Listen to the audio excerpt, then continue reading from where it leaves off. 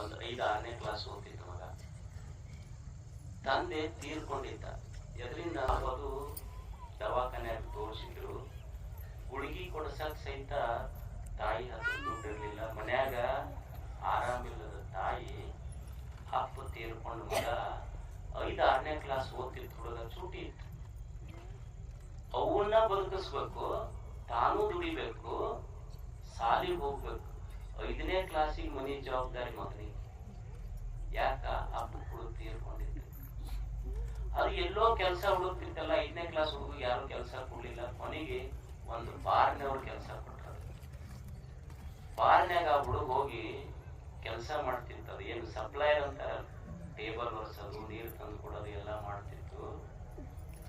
ಒಂದ್ ದಿವ್ಸ ಈ ಹುಡುಗ ನೀರು ತಂದು ಕೊಟ್ಟು ಗ್ಲಾಸ್ ಗೀಸ ಒರೆಸಿ ಟೇಬಲ್ ಒರೆಸಿ ಇರುವಾಗ ಒಬ್ಬ ಮನುಷ್ಯ ಬಂದು, ದೊಡ್ಡ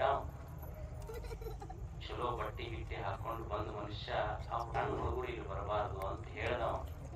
ಅವಾಗ ಸಣ್ಣ ಮಗು ಹೇಳ್ತು, ನಿಮ್ಮಂತ ದೊಡ್ಡವ್ರು ಇಲ್ಲಿ ಬರೋದು ಬಿಟ್ಟಿದ್ರೆ ನಮ್ಮಂತ ಸಣ್ಣ ಮಕ್ಕಳು ಇಲ್ಲಿ ಬರೋ ಪ್ರಶ್ನೆ ಬರ್ತಿದೆ.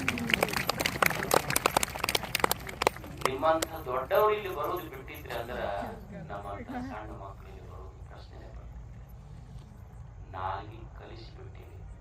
ಅದಕ್ಕೆ ಮನುಷ್ಯನಿಗೆ ಗೊತ್ತಾಗಬೇಕು, ಈ ಇಂದ್ರಿಯಗಳೇನದಾವಲ್ಲ, ಇದು ನಿನ್ನ ವಿವೇಕದಿಂದ ನೀ ಕೆಲಸ ಮಾಡದಿ ನಿನಗೆ ಶತ್ರು, ನಿನಗೆ ಮಿತ್ರ ಆಗ್ತಾವ. ವಿವೇಕ ಶೂನ್ಯನಾಗಿ ನೀ ಕೆಲಸ ಮಾಡದಿ, ಇವು ನಿನಗೆ ಶತ್ರು ಆಗ್ತಾವಷ್ಟೆ. ಅದಕ್ಕೆ ನಿನ್ನ ಉನ್ನತಿಗೆ ನೀನೇ ಕಾರಣ, ನಿನ್ನ ಅವನತಿಗೆ ನೀನೇ ಕಾರಣ. ನಿನಗೆ ನೀನೇ ಶತ್ರು,